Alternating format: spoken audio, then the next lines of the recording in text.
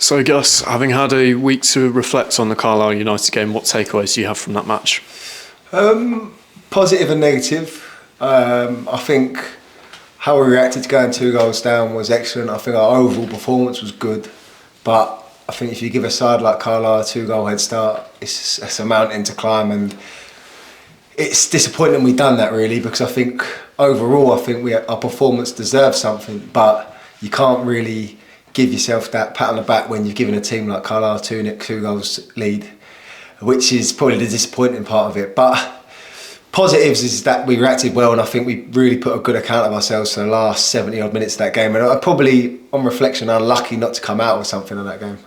Looking at your own personal form, you've got 3 goals so far this season, a couple of assists as well. How do you assess where you're at this point in time?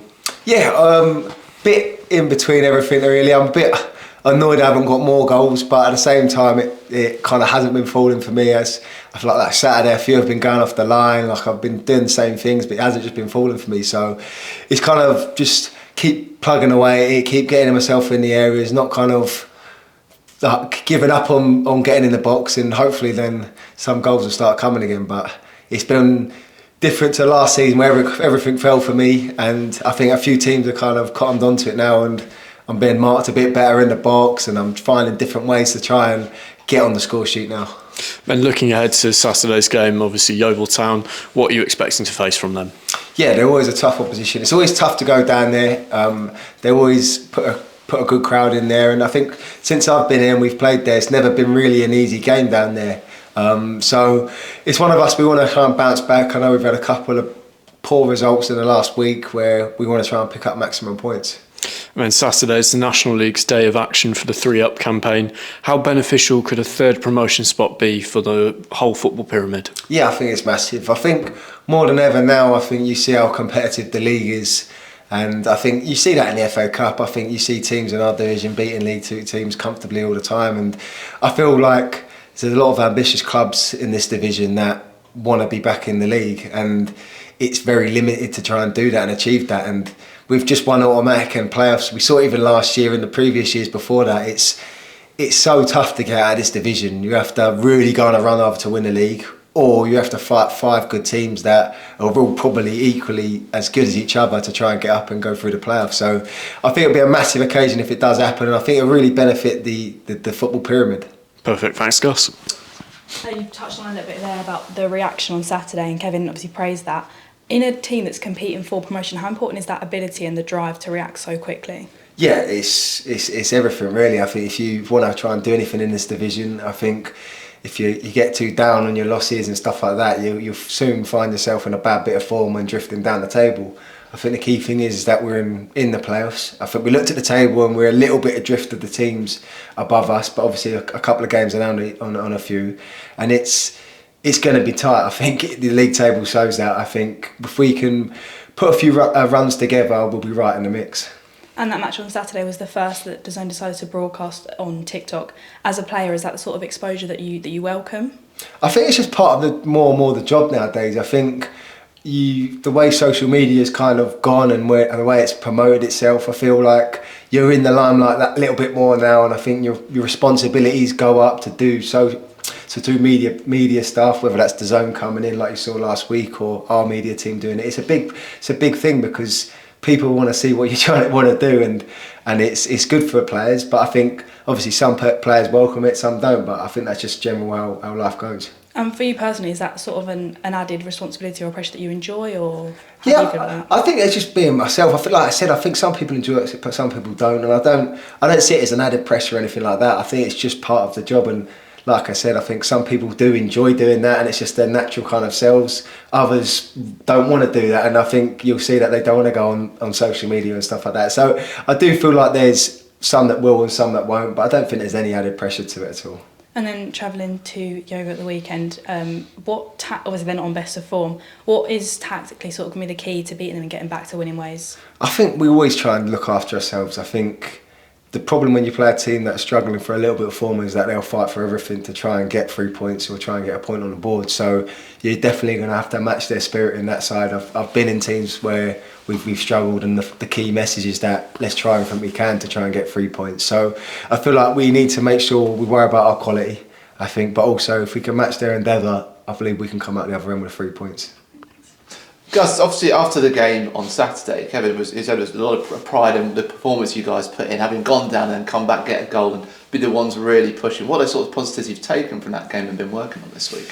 I think the positives is that we know Carlisle are top of the league, and that's where we want to try and aim to be. And I believe we've matched them toe to toe, but I believe they've probably showed what we need to do if we want to try and challenge the top end, and that's to be clinical, that's to be ruthless, and teams ain't going to give us a couple of goal head start, and that's where we've really let ourselves down, I think, against them. I think that's what we probably need to do better in ourselves, and I think we know that. We've got the quality to do it, but it's doing it at the right moments, and it's quite cliche, but moments in football is everything. You don't have to be the best team in the world, but if you get the moments right, you normally come out on top. So definitely them areas. How do you get more, because you had that 21 shots on goal in that game, so when it comes to those moments, a key word, is it something you train, or is it something you just keep the faith in what you're doing in the hope that they will come? I think, like, I can only speak personally. I think it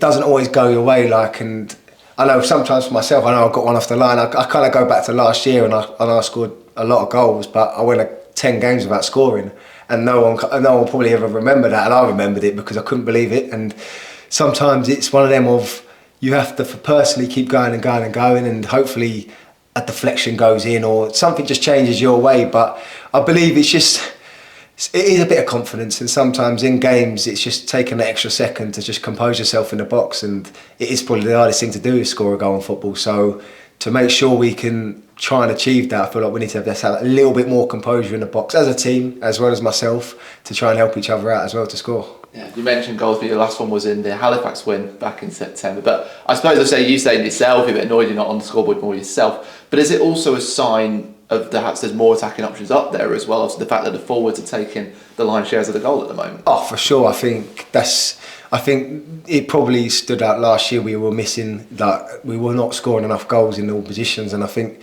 it's key that we're doing that this year. And I say that to the strikers. I said they've been superb, really. I think, yeah, we've been not scoring crazy amounts, and but everyone's chipping in, whether it's Sammy Austin, Leon from midfield, whether it's defenders, even the strikers that have been rotating on and off the pitch. They've all been chipping in, so it's good that goals are coming from everywhere for sure. Yeah, and as you said, you said today you had one taken off the goal line. You must be itching yourself to get on the scoreboard once again. Yeah, I'm itching just to try and do as best as I can, and I think I go out every week to try and achieve to win, and whether it's to assist, to score, whether it's like I had Linny down my side to try and keep him as quiet as possible on Saturday. That's the beauty of my position, really. I've got to sometimes do a bit of everything, but for sure I'll always try and score and help the team out. Definitely. It feels like, for watching Southend quite a lot now, on the left side this season there's been a bit of change with obviously Harry coming in and Sam and those of that, but you've been building connections with sort of Keenan and Ollie when they've been starting, and Harry on that right side as well. How do you feel those connections have been progressing this season? I think, like, me and Harry Taylor get on so well. I think we know each other's games inside out. I think he lets me go and kind of get in the box because I know he's going to go and tackle everyone, and vice versa. I think he's probably admit that his attacking isn't the best, so we kind of match up really well together down there. And then with Keenan and with Coca, we all have a good relationship of what we know we want now, and I think sometimes that's the hardest thing to do. He knows, Coca and Keenan know what I want to do, and vice versa. I know what their strengths are. So it's key to have relationships like that down the side, and it's always nice to know when someone's playing regularly next to you. You kind of get to know their game quite well. Definitely, and of course, for first time in a while, a bit of a fresh trim on the upper lip as well. You've started again with the moustache coming. Just tell us a bit more about it and why you're doing it. Yeah, no, I think it's a great cause to do it. I think there's a lot of reasons behind it now. Obviously, it started with the cancer awareness, and now it's obviously into mental health as well. And I just felt like I did it last year, but didn't raise any money. So it's great to have a few lads, Boise, Hopper, Cav, Gubbo, all jump on board and just try and help out and do it. And I think whatever I raise will be great, but it was just more just to kind of show a bit of awareness to it as well, which is hopefully I'm doing. Definitely. You say you had a couple of lads helping. Who do you think's going to have the healthiest moustache by the end of the month? Do you know what? I have to give it to a lad. We're looking actually okay. I think I put a video up last week and I got a bit of a hammering because none of us looked too good with it. But I think the last few days we've really kicked on, and I think the regular updates on my TikTok and my Instagram, I feel like week 2 could be a strong contender. I think Hops is And Gubbo's an underdog, but I feel Gubbo may need to dye his beard for it to show out a little bit more though. Definitely. I mean, if you get a dog, you're going to try and style it a little bit differently this time around? Do you know what? I've never grown any facial hair, so I feel like the tash is all I can do, so I'll just keep it simple, I think, for myself. Brilliant, thank you. No worries. How's your hip injury now? Is that still an issue? Yes, I've been managing it ever since I kind of been pulled out of the team. I feel like it was just a continuous thing from last year. I feel I probably didn't take into consideration how much effort we put in last year, and a max effort every week in, week out, and to not really get a big break in the season, I think kind of put pressure on me this season for my body really. So I'm definitely in a better place now. I was struggling for a few weeks, but managing it well, and hopefully, fingers crossed, it's all good now. Has it been hard to go again last year? There were so many highs last season as a team, a few individually, both mentally and physically. How difficult has this season been to start again almost? Yeah, really difficult. I think mentally it's been really difficult because unless I score 17 goals, it'll probably look like a failure of a season for me, and that's quite hard to kind of live up to sometimes. But I've kind of got through that barrier now where I probably started the season expecting to score every week and be like it was last season, but for me it's managing expectations and making sure that as long as I can produce the best football possible on a Saturday, I'll be happy. Yeah, and long throws are back in fashion now. That's something that you've got in your armoury. Is that something you've always had, and that's something you work on at the training ground to try and maximise? Yeah, for sure. I think it feel like it's one of them where it's funny, the Premier League does it and all of a sudden everyone feels like it, but it's in National League, everyone does it every week anyway, so it's definitely something we work on, and like I said, if a couple of goals come from it, we won't complain at all. And have you started Christmas party planning yet? Is there any sort of Superman hero dresses or anything like that this year, or where's that at the moment? I feel there's been a bit of planning, and I feel like it's in the pipeline soon, so I think you'll see some outfits coming out for sure.